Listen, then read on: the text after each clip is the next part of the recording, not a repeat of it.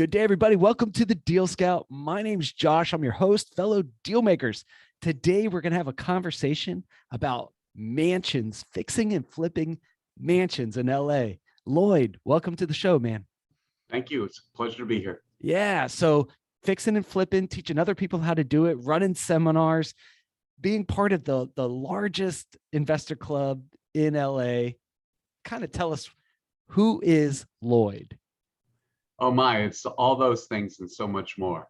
So much more. Yeah. Born and raised in Pittsburgh, Pennsylvania, now based out of Los Angeles. Now president of the Los Angeles Real Estate Investors Club, which we're real proud of. It's the oldest and largest investor club in all of California. We've got about 52,000 people that are regularly joining us. And in the meantime, what I really love to do is get big old houses and fix and flip them. No kidding. How does a guy go from Pittsburgh out to LA? How do you make that journey? Give us a view of how your life and career Sure. went. It's a great story. Great story. I went to work for a law firm in Beverly Hills that did entertainment law, and I had come from producing concerts back at Boston University and through New England. Wow. And they hired me to work in the music department at the law firm. And so one of the first big checks I got, I was able to sign an artist with MCA Records. They gave me a big giant check, and my dad said, if you take it and I'll match you, and we can go buy a house in San Fernando Valley, which in this part it was Van Nuys. I actually didn't want to do it, and so we signed the artist. I got my check. My dad matched it. We bought a little house for like $100,000. And in the meantime, I was just preoccupied with the music business, traveling around the country with artists, and went to Europe. Had an artist, Nick Gilder, Hot Child in the City, if you remember that song. Got a gold record, then a platinum record, and but then it was like a one-hit wonder, because all the singles that came after that died. Then the album died. And then I just returned from Amsterdam, and the record label said, we're not going to be re-signing Nick to do a new album. We're going to drop him. And I was just completely freaked out. I called my dad, who is a great businessman, and he listens to me patiently, telling him about my woes in the music business. And he goes, oh, and by the way, how's the house doing? I go, well, the house has doubled in value, Dad, but don't you understand? I lost my biggest artist on the record company. He says, listen to what you just said, Lloyd. Listen to what you just said. The house doubled, and you're worried about being backstage at rock concerts. So, I literally the next day, cold turkey, stopped doing music and took every real estate class I could ever possibly take. And to this day, 30 years later, I'm still taking real estate classes besides teaching my own. Yeah. Now we've done about 800 interviews across our different brands. And one thing I find with entrepreneurs is this battle of identity, right? There's usually this pivot point in a deal maker's life. And for you, it was, moving from the musician side, representing musicians and being the attorney, being a part of the cool guy, leather coats, and probably like loud music and fun and parties and such like that. And don't forget getting stoned backstage. Don't forget. And getting stoned backstage, right? Like that. But you had to let that go to have this. What would happen if we went back in time and we had a conversation with Lloyd, and Lloyd didn't want to make that change? Where do you think Lloyd would be today? Well, probably the president of a record company and maybe retired. But I still, at some point, my dads and all my brothers have been involved with the real estate from day one. So I probably still would have lots of real estate. Yeah, that wouldn't change. What kind of music do you listen to nowadays? Oh, good question. Great question. I listen to everything, but probably when I'm not thinking about it, classical music. Really? In the car or stuff like that. And then when no one's around and I'm completely alone and I'm going to be crazy, I love ZZ Top. Nice. Yeah. ZZ Top's pretty cool. Now with classical, Are you able to work and listen to music at the same time? Like, Yeah, I just turned it off before we started. You remember you heard me telling Alexa to quiet down for a while. That was classical on. I got it. Yeah, I have a hard time. So the only music I can listen to while actually doing focus work is like in the classical, it's the Baroque, right? Like that's the only thing. Otherwise, I find myself like singing along or I get distracted and then I start listening. I'm a fan of like Red Hot Chili Peppers or like Yeah, I love them too. Love they're them too. so good. All right, so we'll talk about business in a second. Okay. In your world of touring and musician, like what were some cool experiences that you could share with us? I'm not sure I can share them. Got it. Okay, I understand. But when you got a bunch of guys and gals living on a tour bus, traveling for a week or 2 weeks through the middle of America, I mean, you just have all kinds of just crazy things happening. Yeah. You eat your dinners and breakfasts at 2, 3, 4 in the morning, and sometimes you just don't know what city you're in. It can be fun, but it can also be really hard on the body. Yeah. So what did you learn while doing that that makes you better in the real estate world fixing and flipping mansions? Wow, great question. Never thought about that before. Yeah. I realized something that I always tell people about real estate. People always say real estate's location, location, location. I always say it's really not that. It's people, people, people. Whatever business you're in, if it's communication like you do, if it's real estate like I do, if it's all my buddies that are still in the music business, it's the same thing. It's all about people. How you relate to people is what really becomes the most productive aspect of this. Yeah. All about people. So I come to LA to hang out with you. We go grab a cup of coffee and we start taking a look at mansions that we're going to buy, fix and flip. Like, where do we even start with that? Because I've done some fix and flips, but they were 3 bedroom, 2 baths, right? I've never done a mansion. Kind of Yeah. walk us through what you look for. I look for good bones. I look for a property that has really great structure to start with. And I'm usually looking at 3, 4, 5,000 square feet or more and half-acre lots. And those are usually mansions in Los Angeles or San Fernando Valley. And I usually look for places that are well, people give me places that are like down to the studs. They've already been gutted, and people are too afraid to get involved with them, and they call me in rehab rescue. Rehab TV rescue. show on HGTV. I think they stole it from me.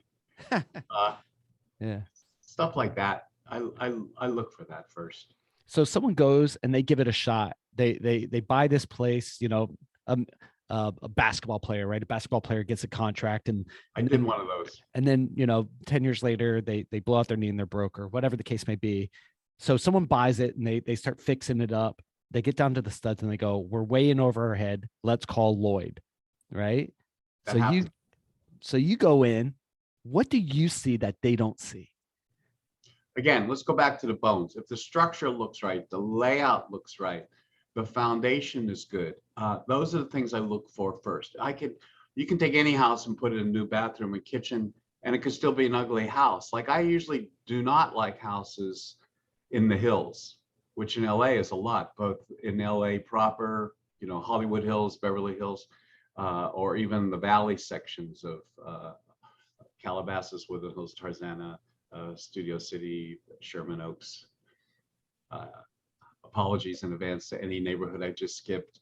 But, I don't particularly like houses on the hills. I think there's always foundation problems and hard for me to jog when they're up in the hills like that. So I prefer if it's in the flatlands where there's tends to be more land, not as much density, and the foundations are stronger. Then I can build from there. If the foundation's strong, I can build from there.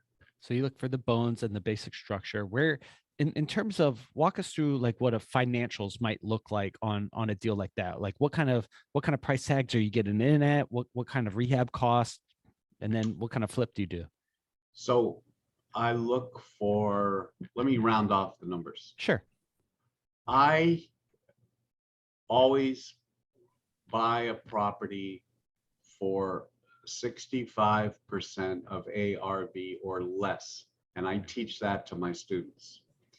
65% of ARV or less. If I can buy it for 65% of ARV or less, that's my mantra, then I know the other 35% is going to go for rehab and all my costs and my commissions and a profit of at least 10% of ARV to myself. Okay, so ARV, for people who don't know, after repair repair value. Got it. So as you're looking at the thing, you look at a mansion. Now with mansions, I guess you know, and if LA, there's a lot of different mansions. How do you go about determining, in your opinion, how do you understand the after repair value, especially with the market the way it is growing crazy? How do you estimate what that could be? Okay, let me break that question down because I get that from students.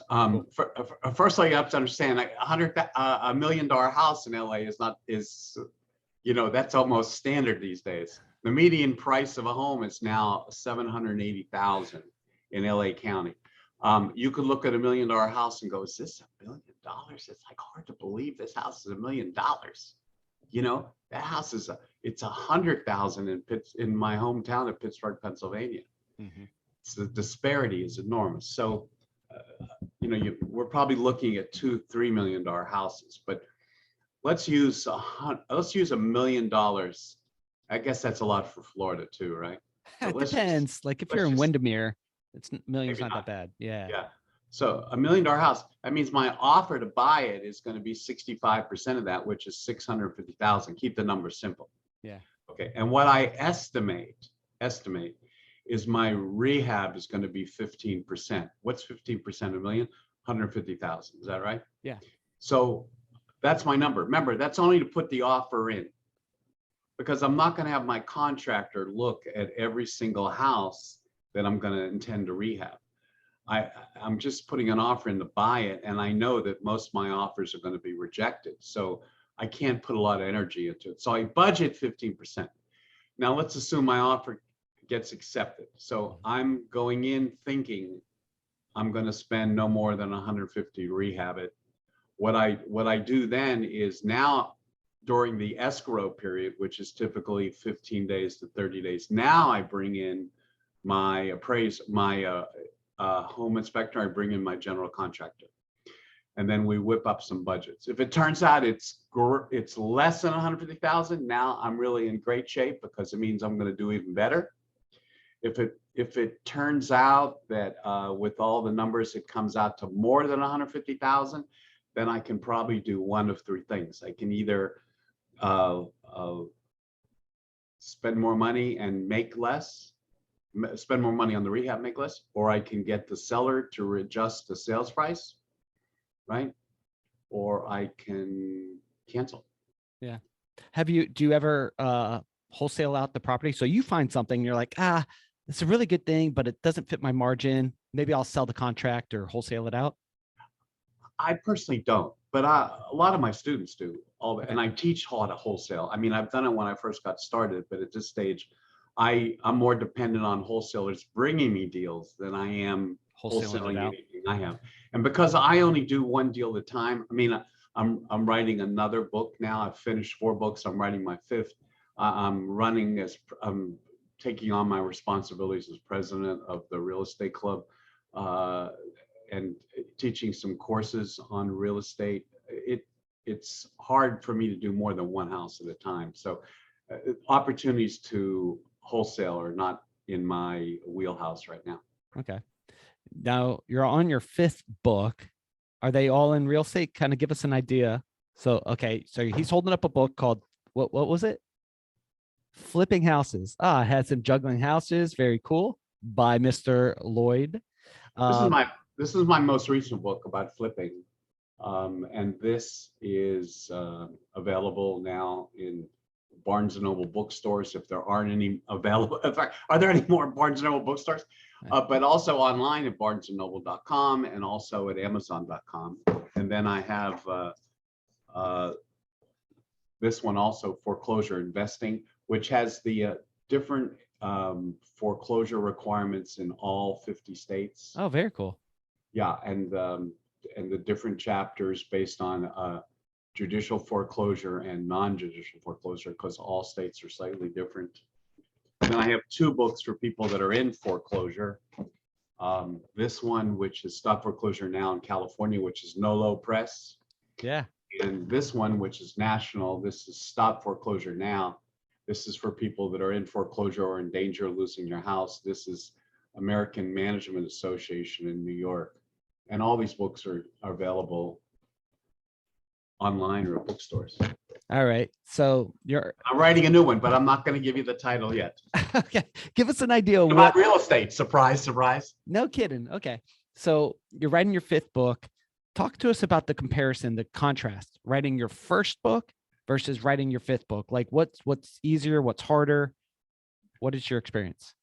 Well, I feel like my first book took 20,000 years to write. It took at least 3 years to write. Yeah. And it was originally for lawyers. And it was 1996. And when it was finished, it was 800 pages. Wow. It was just incredibly comprehensive. And my agent got it to Nolo Press in Berkeley, and they said 2 things. We don't need a book for lawyers, not enough of a market for that. If you want it for consumers, we need to get it down to 200 pages, which means you're going to knock out 600 pages. They gave me an editor, and between the 2 of us, it took another year. So 4 years before it was finally finished. And it should have won a Pulitzer Prize. It was so good. And that's this one, Stop Foreclosure Now, California. And then American Management Association saw the book and said, wait a minute, why don't we make the book national? So they took it and made it back. Now it's 370 pages with all the foreclosure laws in each state. And it's for consumers, how to save your home. So writing it now, I can do it much more efficiently. I'm much more focused, and I'm much more disciplined in the way I spend my time writing. Yeah. Give me a tip. I just hired a coach. We're going to write my book. I've tried probably 8 times to write this freaking thing, right? Keep on picking the pen back up. Give me a tip. And for other deal makers out there who have a book inside them, what are some of the things that you learned that can make it easier for us?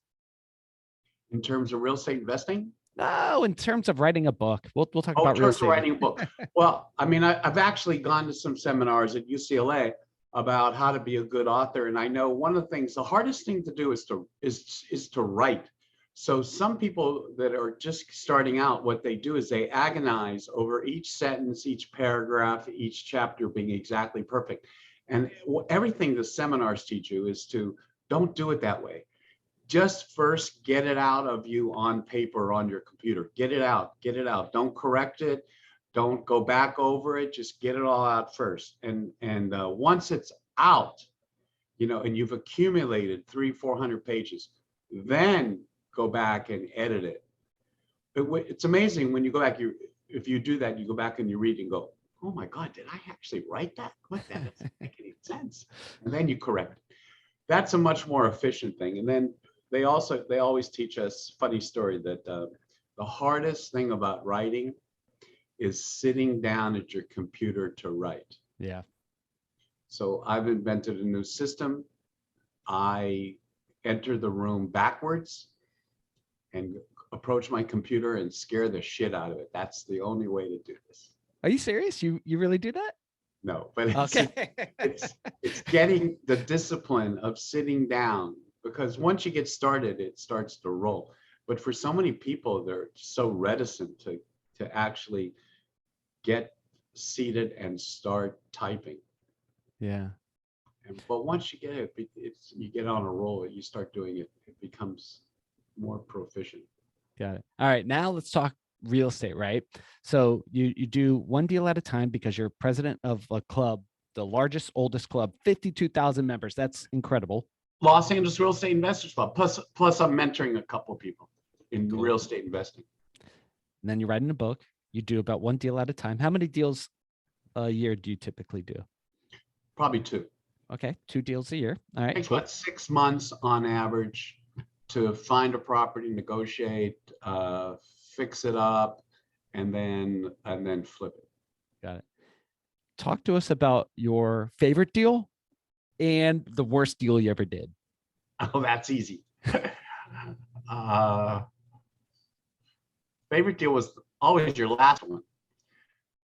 And that was a half-acre estate in Tarzana, if anyone knows where that is in Los Angeles, San Fernando Valley. It's 4,600 square feet on a half acre, former horse property, flat land, half acre with obviously the giant house and a backyard as big as a soccer field, an Olympic-sized pool, jacuzzi, and a gazebo. I bought it. It was just down to the studs, literally down to the studs. And you'd walk in this property, it was really hard to conceive what it would look like, except to me. I had a vision the minute I walked in there, exactly what it would look like. And I didn't want to put up any walls. I wanted it to be all open space. Had a 2-story living room and like an old French cottage kitchen. It was beautiful from concept to reality. And it sold, by the way, it sold in 7 hours. Holy moly. 7 hours it sold. Are you allowed to tell us how much you made on that deal? Well, it was easy. The numbers are easy. Bought it for $1.4 million and sold it for 2.1. Cool. Very nice. Yeah. Yeah, and that was with a couple months setback by the Los Angeles City Building and Safety Department. If you're listening in, guys, just want to let you know we sold that property anyway. And they really tortured us, but we were able to go back. They actually determined that part of the house foundation was not proper based on current codes. And even though we had nothing to do with that, they made us responsible for bringing it up to code, which meant after we had already finished some of the structure, the whole left half of the house, the whole southern half of the house, we had to dig up the foundation and lay rebar and new concrete. Oh my gosh. Which was agonizing, but everything worked out in the end. And as you can see, we did well. What was the worst deal that you came across? The worst deal, bought a property at the trustee sale, sight unseen, for the unheard of price today. It was like 172,000 in an area called El Sereno. Excuse me. And there was somebody living in the house that was a squatter. I had to pay money to have him get out. And the house was only 800 square feet. And it was right behind the tracks of a train. Oh, geez. Yeah. So every 4 hours, the train came by and the house shook, which was really hysterical. And we finished it really very quickly. We had it thoroughly inspected, we thought, before we started the rehab. Even though we already owned it, we still need to get inspected, find out what was already wrong.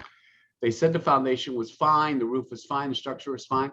And then we did the rehab, no problem. And then the buyers brought a different house inspector, and they said there was a problem with the foundation. So they called out a foundation guy, and we called out a foundation guy, and they both agreed that there was a problem, that the whole foundation had to be shored up. Oh, geez. And so that buyer backed out. We had to take it off market, which is just such a nightmare, starting over again. And we had to gut portions of the foundation from the inside and outside and shore up the foundation, bring it back up to code, make it really perfect structure, and then fill in again, and then put it back up for sale again. So there was a 4-month delay, and we had to find a new buyer, go through all that process. So that was pretty agonizing, because you just think it's sold and out of the way, and all of a sudden you just have to literally go back to step one. That was agonizing. Yeah. I had some sleepless nights on that one. Yeah, for me in deals, it's agonizing to go back and restart over. Like, I'm a move forward kind of guy. Like, let's move forward, let's push things. To go back is agonizing for me too. Yeah. Yeah. But you learn a lot. No, every experience, you learn a lot. Yeah. We opened up a hole there was another house I had we rehabbed in Glendale. And there was a house had a garage and a basement.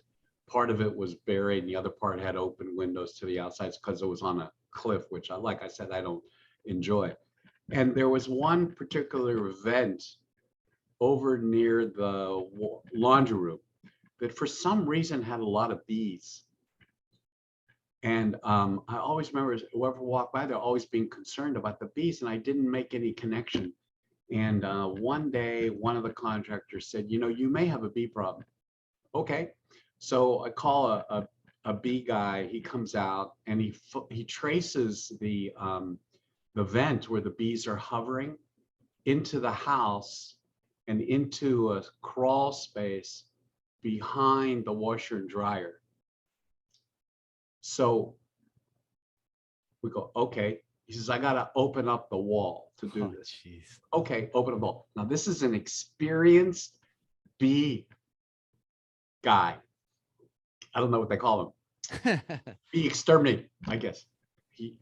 So his crowbars, he and his assistant, and they start taking down the drywall.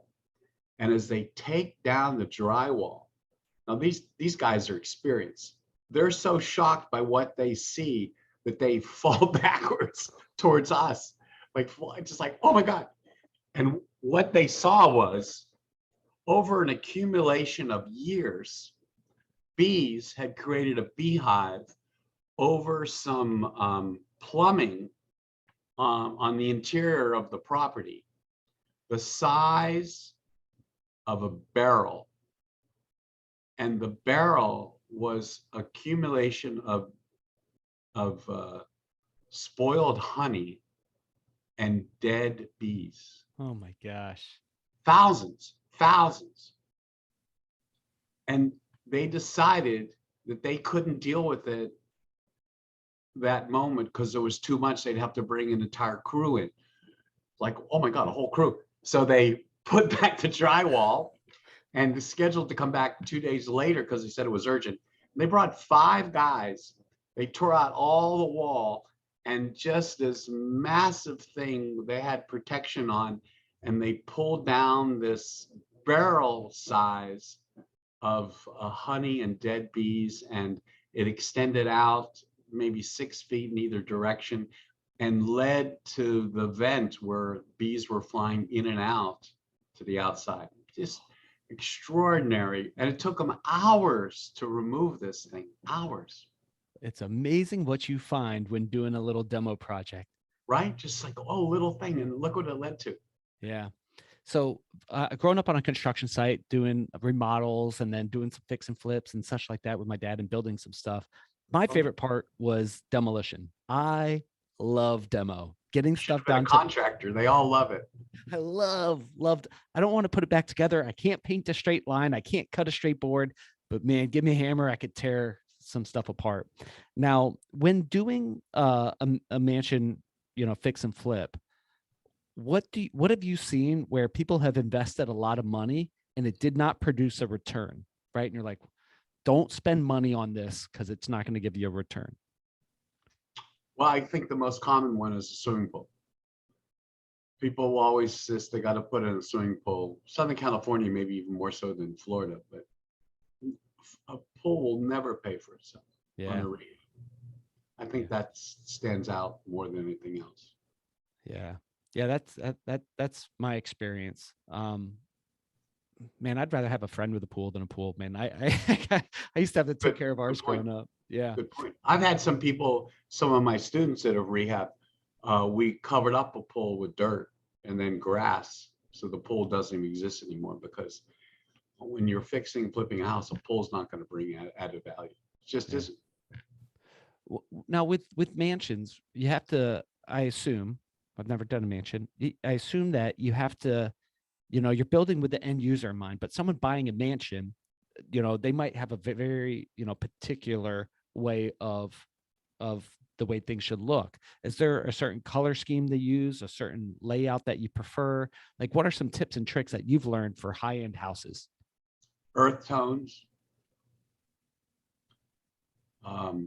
I go with all Viking in the kitchen, all Viking appliances, which is the Rolls Royce of appliances.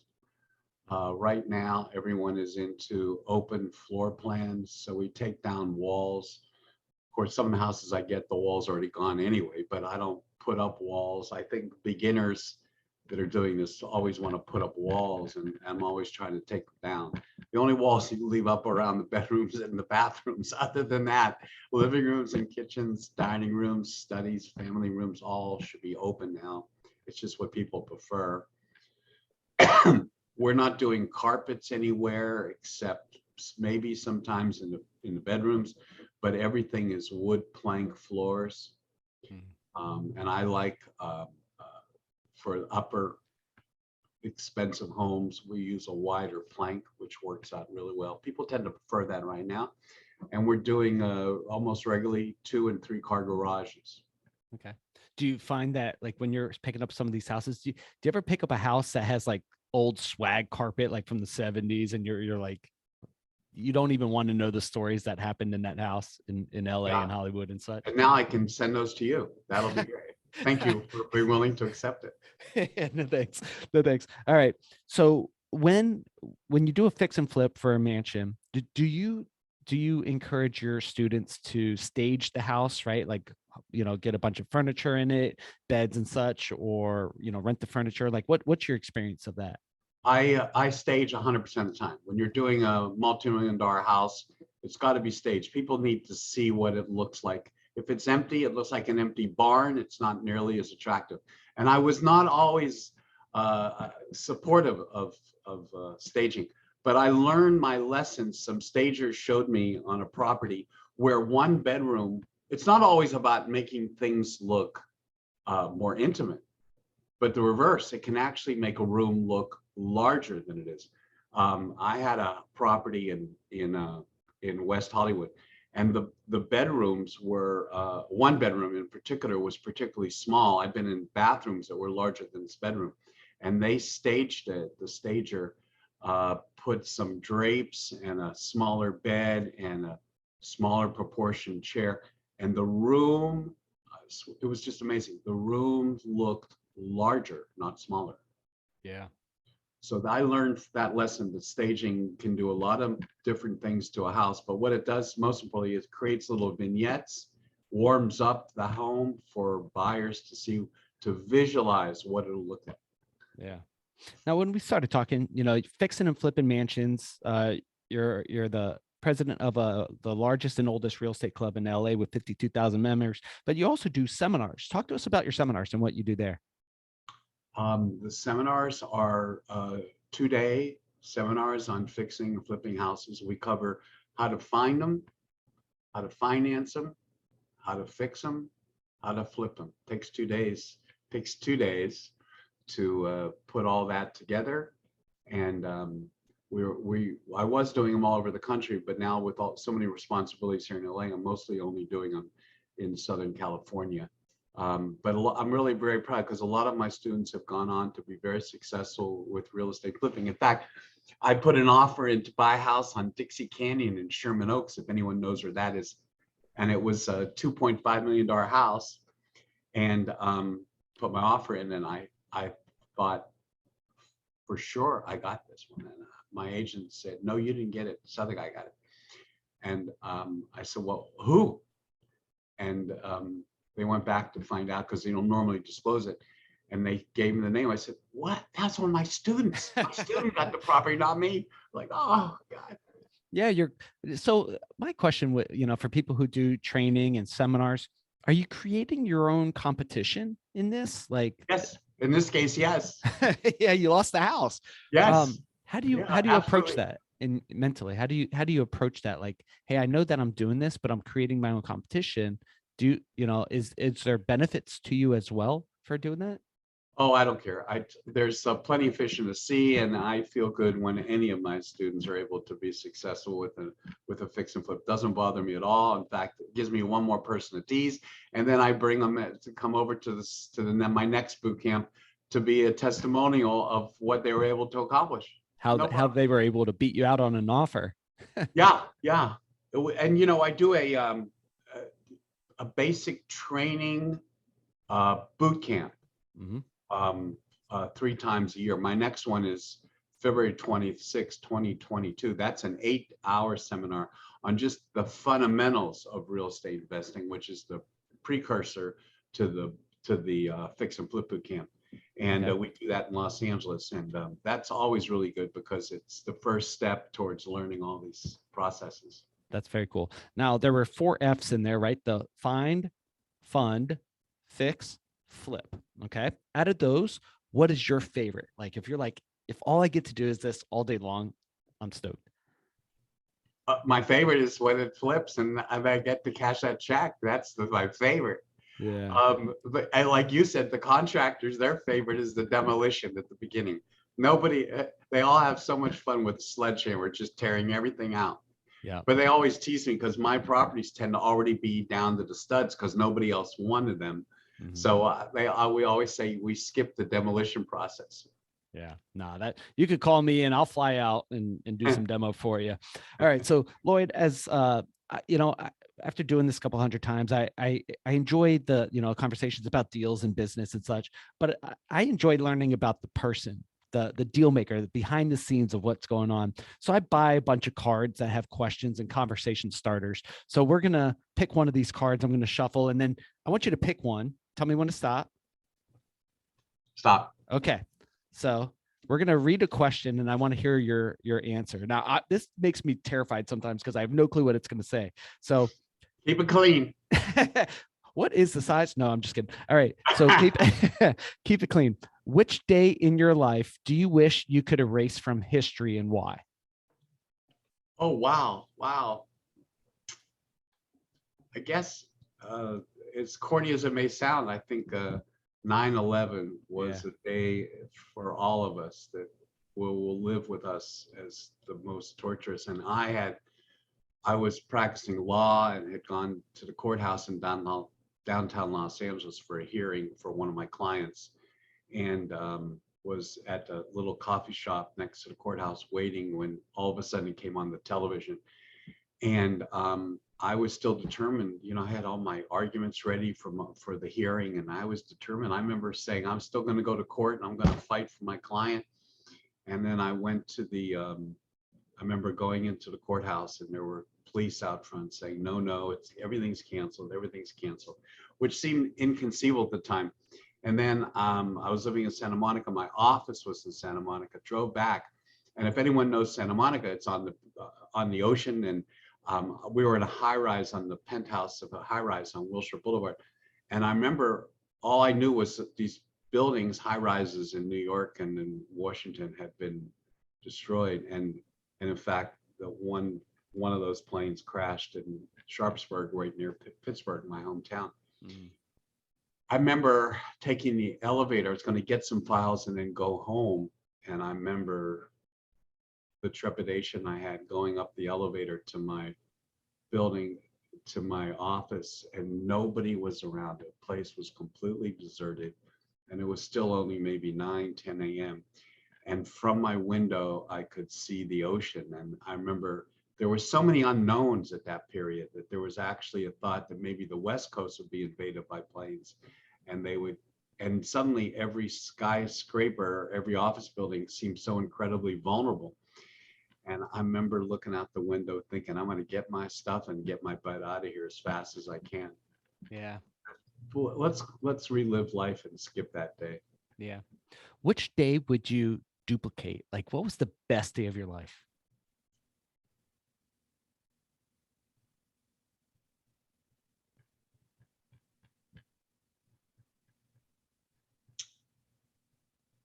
Maybe in terms of real estate, I always thought the best day was the first property I ever bought on my own, the property on Cantaloupe Street that my dad and I bought. I mean, I took such enormous pride in that. That was just, to me, an amazing thing that after all these years, I'm buying something, and Mm. with my dad, who's Yeah. still around and kicking. It's amazing that that's how it all started.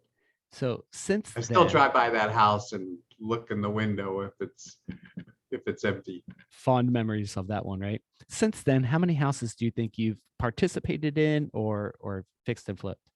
Well, I fixed and flipped over 100 now by myself, or with partners. But I have been personally involved with students and mentoring students and just people in the club who ask for advice, probably another 1,000. And then to write my book, the first book, Nolo, during that revision period, Nolo wanted me to go back and talk to more homeowners about the experience of going through the foreclosure process, which in California is only 111 days. It's like 3.5 months. Wow. So I interviewed probably another several hundred people in Northern California, Southern California, who had gone through foreclosure or going through foreclosure, what that experience was like. So I've been involved with a lot of deals. I mean, already this morning, I've talked to two people about their deals. One is a property where there's now some easement problems, and another problem with a property with a woman who bought um, a, a note that is in foreclosure, and they forgot, her trustee who she paid forgot to include the second, Oh, being jeez. notifying the second, the Yeah. junior lender. They have to start all over again. Start all over, back to square one, man.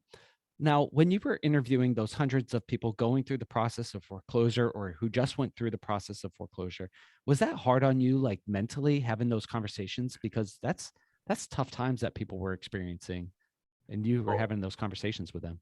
very hard, very hard. I mean, it's just distressing to watch them being distressed. Yeah. It's truly, but also I learned a lot about how to approach these people. They don't want, they want to be able to communicate and deal with somebody one-on-one.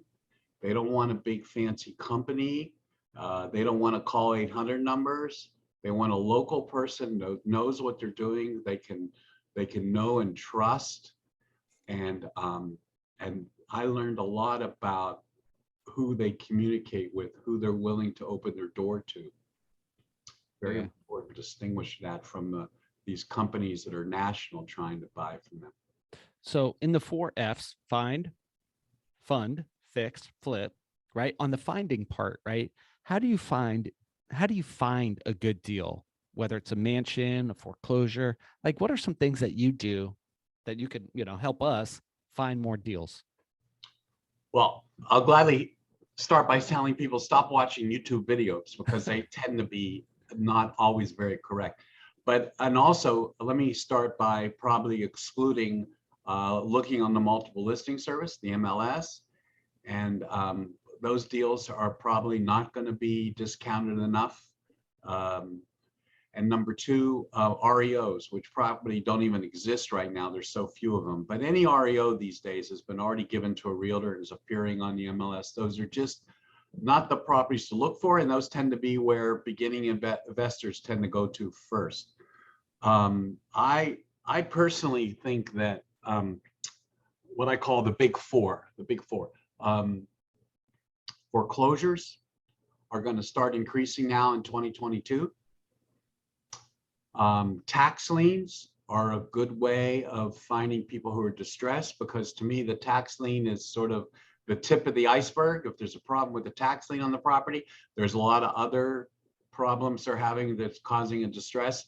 Maybe very eager to sell the property. Probates, no question that when someone has already died, that house is just ipso facto going to need to be rehabbed. And it's usually heirs haven't and don't really want it in most cases. Those are another good one. And number four, bankruptcies. I think bankruptcy is such an untapped market to go to find distressed sellers. I Yeah. mean, people file bankruptcy because they're trying to stop a foreclosure or some kind of collection activity. So where do you know they're distressed? And number two, people think the bankruptcy is a panacea, when in reality, bankruptcies it's like purgatory. There's nothing resolved. It's just put into purgatory. And so oftentimes they're looking for someone to come rescue them in bankruptcy and go buy the property. They want to sell it. Or they come to the realization they need to sell it. One of the first courses I got on, fixing and flipping back in the day, I bought from a garage sale. I was 18 years old. I bought a binder with cassette tapes in it, in a spiral binder, and it was Carlton Sheets, buy houses, Yes. no money down. Do you remember that? No, I'm not old enough to remember that. This gray hair is really premature. Yeah, but I bought it and I was like, this is baloney. And then I wound up doing a deal in a day. I made 14 grand. I was like, holy crap, this stuff is for real. From a $4 purchase at a garage sale, I made 14 grand. And in the book, he talks about the 3 Ds: debt, divorce, and death are ways that, to find Yeah. Now, deals. death is probate. Yep. What was divorce? Yep. Is divorces are fine, but usually the problem with divorces is that really you end up finding out about it too late. Yeah. And then divorces now more than ever are being shuttled off to realtors and are on the MLS. So what try to get, let me give you another clever one. What was the third one you said? Death, debt, divorce. So debt. Debt would foreclosures? Yep. Yeah, Okay. it could be divorce. So talking about debt, here's one that hopefully your viewers will pick up on, and that's mortgage lates. So mortgage lates are people that are behind on their mortgage payments, but the lender has not started foreclosure yet. Let me say that under the law in most states, a lender could literally start the foreclosure after the first month payment is missed, literally. But the reality is that no lender ever pulls the trigger that quickly. They wait till 3-4 months before they actually start the foreclosure. So people that are 3-4 months behind and are on the precipice of knowing that that a foreclosure is coming down any day are still distressed. It's just nobody knows about it. And so there are some companies now that will sell mortgage lates, and you're going to get the name and the address of people who are now months behind on the mortgage payment. You're not going to know who the lender is or how many months behind they are. But for some of my students, they've had a lot of success with that recently, how to find those people. Yeah.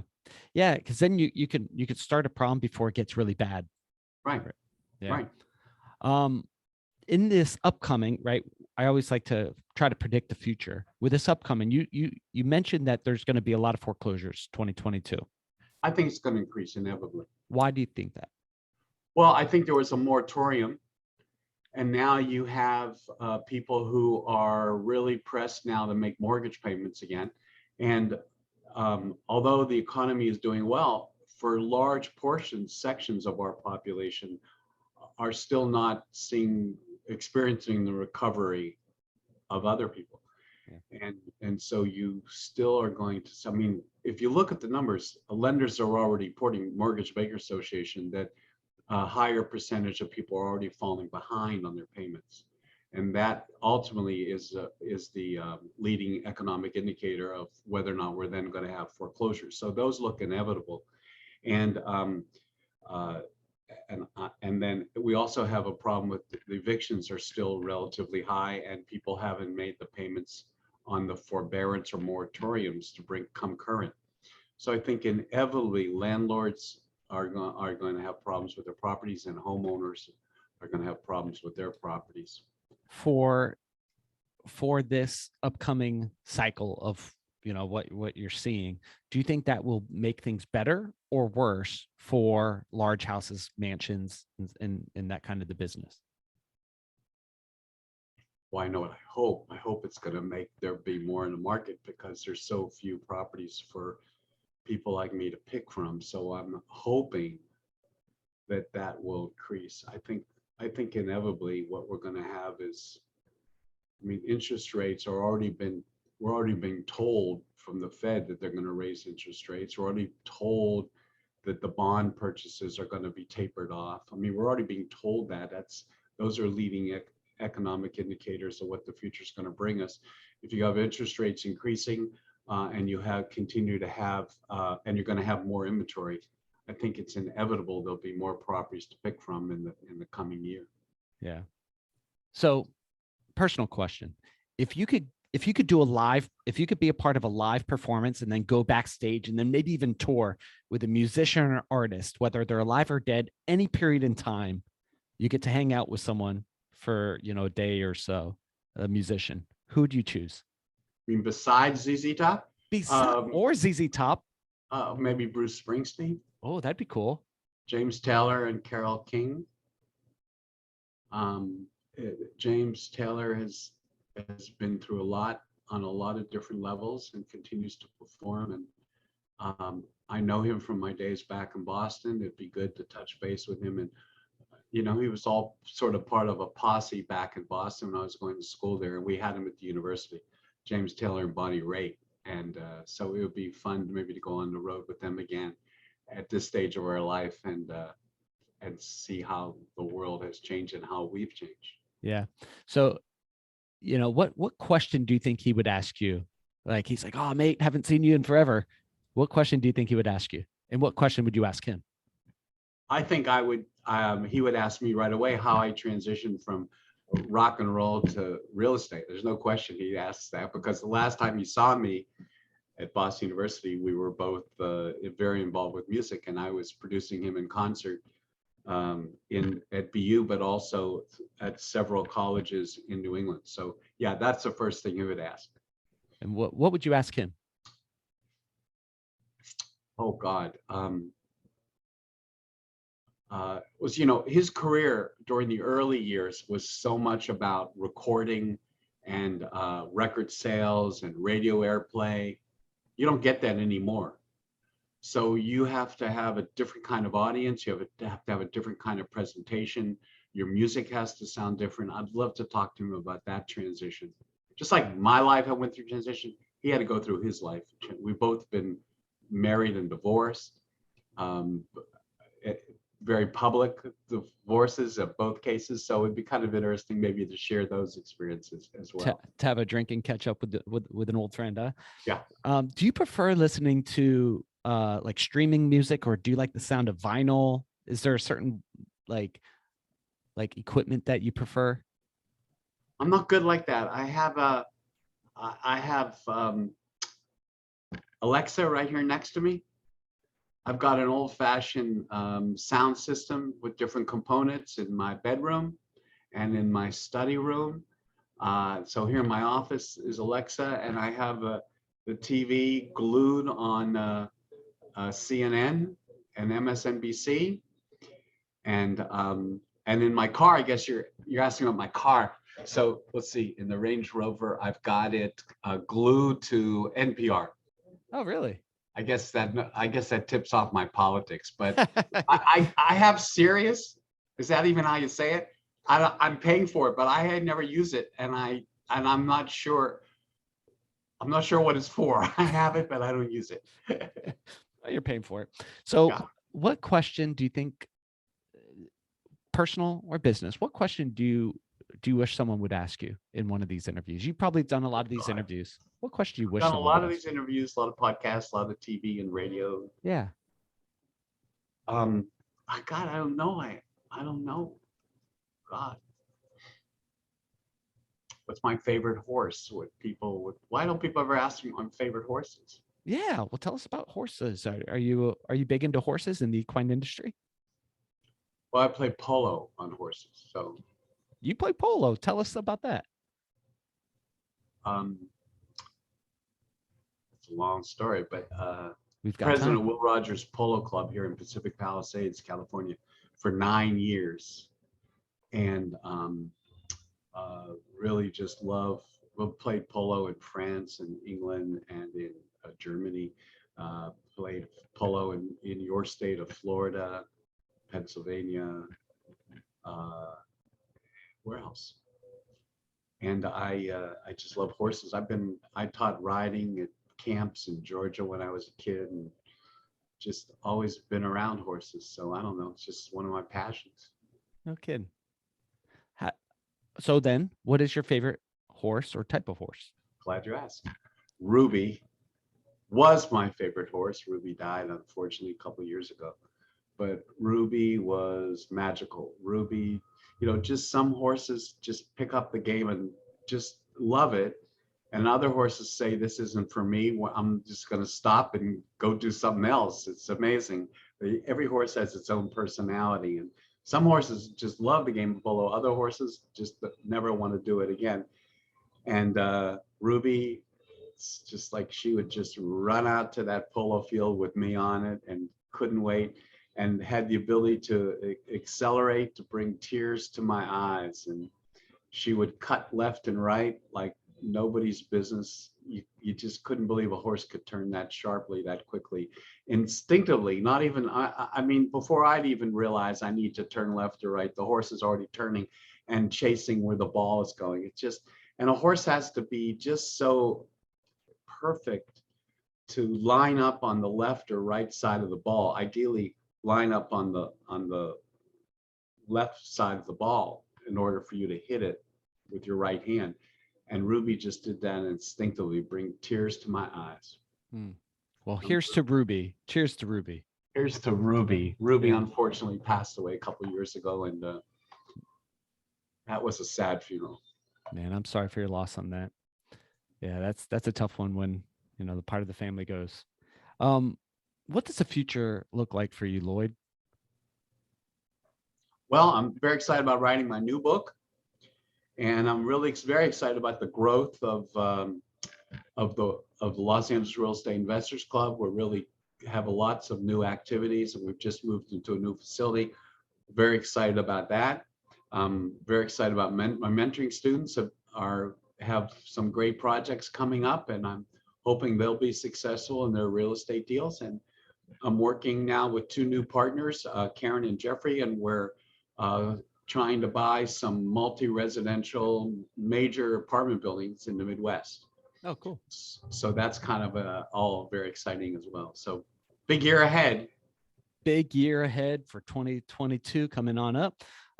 Lloyd, for people in the audience, fellow deal makers, where could they go to connect with you and do a deal with you?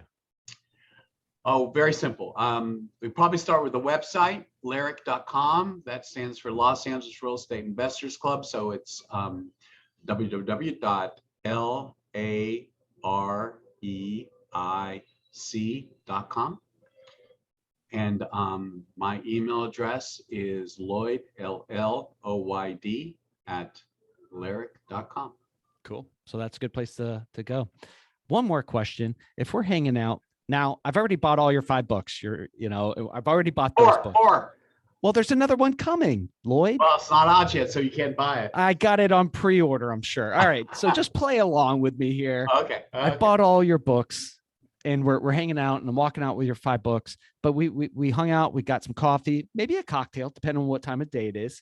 And you're like, hey, Josh, let me give you this one more resource. It could be a book, it could be a podcast, it could be a movie, it could whatever resource. You're like, Josh, you will really enjoy this. What resource would you recommend to me?